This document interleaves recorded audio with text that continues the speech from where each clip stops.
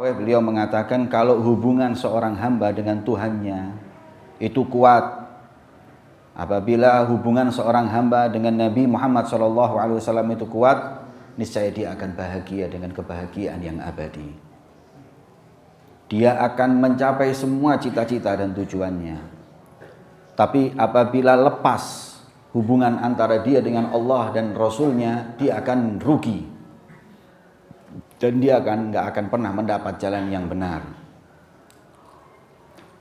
Maka berupayalah untuk senantiasa menguatkan hubunganmu dengan Allah dan Rasulullah, yaitu dengan cara zikir kepada Allah, zikir Rasulullah SAW, membaca Al-Quran dan memperbanyak amal-amal saleh, dan kemudian ikhlas ketika beramal saleh.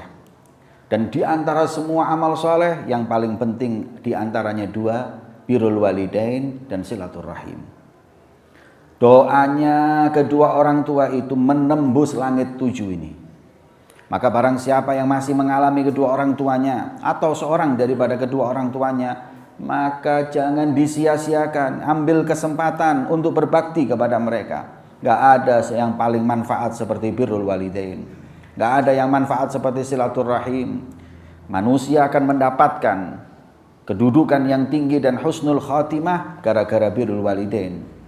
Dengan manusia akan mendapatkan kedekatan kepada Allah dan Rasulnya Muhammad SAW dengan birrul walidain dan silaturahim, apa yang tidak digapai dengan amalan-amalan yang lain.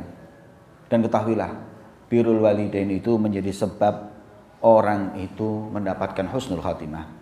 Kemudian beliau menceritakan di zaman Rasul SAW ada seorang pemuda, di mana pemuda tersebut namanya Alqamah.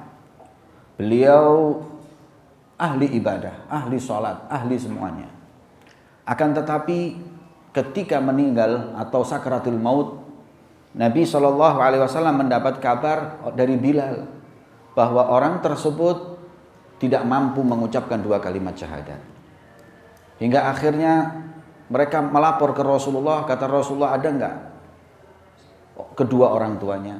Enggak ada, yang ada cuman ibu. Ibunya udah tua, tinggal di luar kota. Sampaikan kepada ibunya. Coba tanya, ada apa antara dia dengan anaknya? Kemudian dia bilang enggak ada apa-apa. Jangan bohong, ada apa?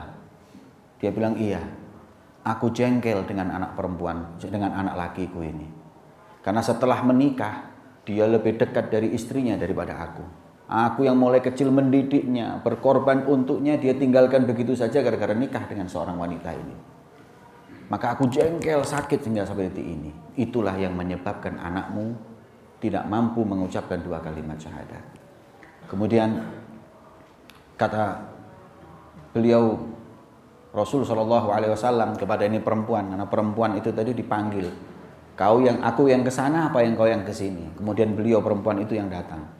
Kalau gitu maafkan, saya sulit memaafkan. Kalau kau nggak mau maafkan, ya udah. Wahai Bilal, kumpulkan kayu bakar, kita bakar ini Alqamah. Jangan ya Rasulullah, walaupun bagaimana sakitnya aku, tapi nggak bisa lihat anakku dibakar di hadapanku. Daripada nanti dibakar di neraka, mending dibakar di dunia. Akhirnya ya udah aku maafkan. Betul. Pastikan wahai Bilal, datengin anaknya sekarang. Apa sudah bisa mengucapkan 2 kalimat syahadat? Kalau belum bisa, berarti dia nggak ridho masih. Nggak taunya bisa, alhamdulillah mendapat husnul khatimah. Maka itu beliau mengingatkan bahwa nggak ada seperti birrul walidain.